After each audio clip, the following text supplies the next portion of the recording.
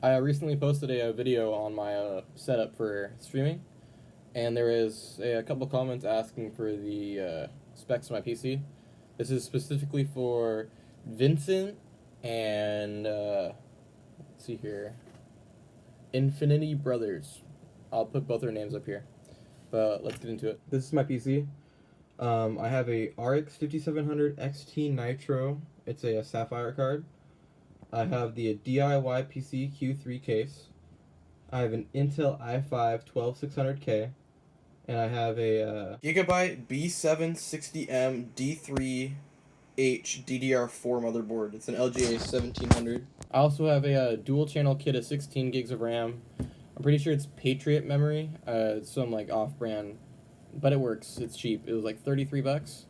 It's fitted for 2666 megahertz. Sorry for that cut. Video got all iffy.